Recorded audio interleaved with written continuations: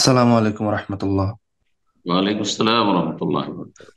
জি শায়েখ, আমি আমেরিকা থেকে বলতেছি। আমার বলেন। একটা জি আমার আমি যেখানে কাজ করতাম ওখানে কিছু হারাম জিনিসের সাথে কাজ করতে হতো, শূকরের মাংসের সাথে। তো আমি ওই চাকরি ছেড়ে দেওয়ার পরে শায়েখ আজকে 3 মাস হয়ে গেছে, আমি নতুন একটা জায়গায় চাকরি পেয়েছি। এখানে এই কোম্পানির নামের সাথে শিরক আছে শায়েখ।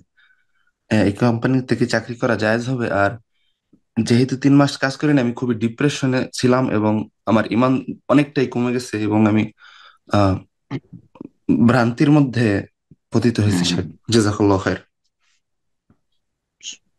আপনার প্রশ্ন উত্তর বলি, দেখেন, আপনি যদি কোম্পানির অনার হতেন, মালিক হতেন, তাহলে আপনাকে আল্লাহ ধরতো যে তোমার কোম্পানির নামটা সিরকি কেন।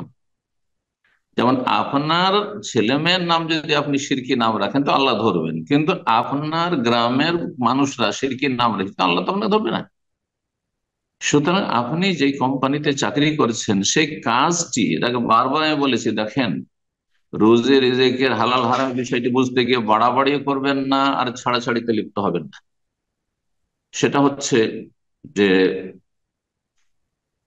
আপনি যেই কাজটি করছেন সেই কাজটি আপনার কাছে নিশ্চিত হালাল হইতে হবে।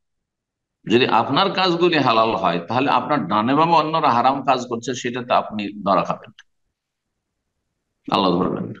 কোম্পানিতে, বিশাল কোম্পানি, মেলা হারাম কাজ হচ্ছে, পারচেজিং এ, মার্কেটিং এ, অমুকে তমুকে, ম্যানেজাররা অনেকেই ঘুষ খাচ্ছে, হারাম কাজ করছে।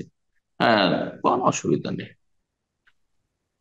আপনার কাজটা হালাল হইলে হতো।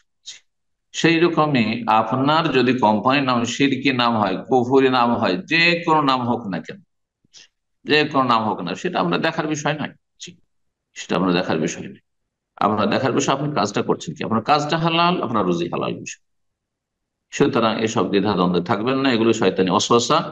আপনাকে শয়তান বিভ্রান্ত করার জন্য যে আমি এতদিন আমি কর্মহীন ছিলাম, আবার এখানে এসে এতে পড়লাম, তাহলে ইসলাম বাদ দিই, কারণ ইসলাম মানলে আর মনে হয় এক কদম বাড়া যাবে না, কুফরি কথা তখন চলে আসবে। শয়তান এটাই চাই।